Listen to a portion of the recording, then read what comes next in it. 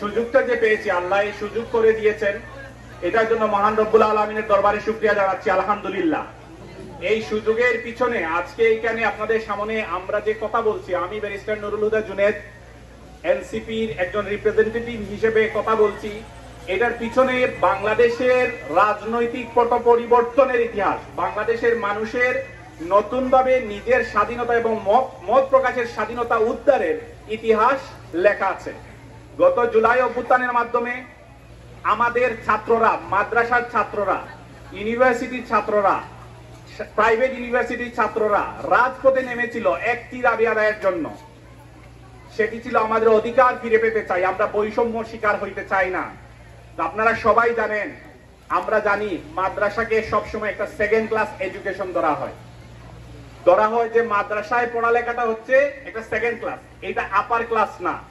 তো ওই জায়গা থেকে আমরা যদি ফিরে আসতে চাই, আমাদের যে ব্যক্তিবর্গ মাদ্রাসার প্রতিষ্ঠানের সাথে জড়িত তাদের সাথে আমরা কোঅপারেটিভ বা সহযোগিতামূলক বা সম্পর্কটাকে আমাদের আরো উন্নত করতে হবে, আমাদের তাদেরকে সাহায্য করতে হবে এবং একসাথে এগিয়ে নিয়ে যেতে হবে। মনে রাখবেন, বাংলাদেশে যত মাদ্রাসা আছে, সব মাদ্রাসায় যত ছাত্ররা পড়ে, মাদ্রাসা ছাত্ররা সার্বভৌমত্ব রক্ষার ক্ষেত্রে আজকে পর্যন্ত বাংলাদেশের ইতিহাসে সবচেয়ে বেশি অবদান রেখেছে মাদ্রাসার ছাত্ররা। এর রিজন হচ্ছে মাদ্রাসার ছাত্ররা বৃহত্তর স্বার্থ চিন্তা করে।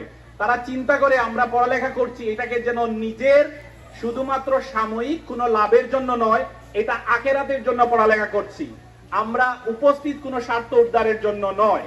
এই জন্য যেই জায়গায় বসে তারা পড়ালেখা করে, ওই জায়গার উন্নতি, ওই জায়গার আইন শৃঙ্খলা, ওই জায়গার সামাজিক অবস্থানকে সব সময় সমুন্নত রাখার চেষ্টা করে। আমাদের এই দক্ষিণ সুরমা, ফেঞ্চুগঞ্জ, বালাগঞ্জে আমরা জানি কওমি মাদ্রাসা, প্রচুর কওমি মাদ্রাসা প্রতিষ্ঠিত হয়েছে। আমাদের সামনে আছে গহরপুর মাদ্রাসা, যেটা আমরা জানি ঐতিহ্যবাহী মাদ্রাসা। আমাদের জামিয়াত আকুলিয়া রেঙ্গা মাদ্রাসা একটা ঐতিহ্যবাহী মাদ্রাসা।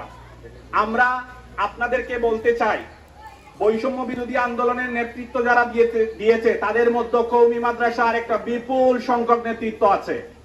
আমরা সবাইকে নিয়ে জাতীয় নাগরিক পার্টি এখন থেকে একসাথে বৈষম্যহীন একটা বাংলাদেশ গড়ার জন্য একসাথে কাজ করে যাব এবং এই ক্ষেত্রে আমাদের আপনাদের সাথে সম্পূর্ণভাবে সহযোগিতা থাকবে, আপনাদের পাশে আমরা থাকব।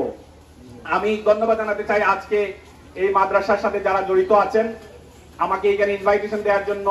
আমি ওনাদেরকে আশ্বস্ত করতে চাই, সুলতানপুর মাদ্রাসায় আমার ছোট বোন এইখান থেকে গ্রাজুয়েট হয়ে গেছেন, এইখান থেকে মৌলানা হয়ে গেছেন। আমি এই মাদ্রাসার সাথে আজকে এসে যে সম্পৃক্ত হতে পেরেছি, ভবিষ্যতে এই সম্পর্কটাকে বজায় রাখবো ইনশাআল্লাহ।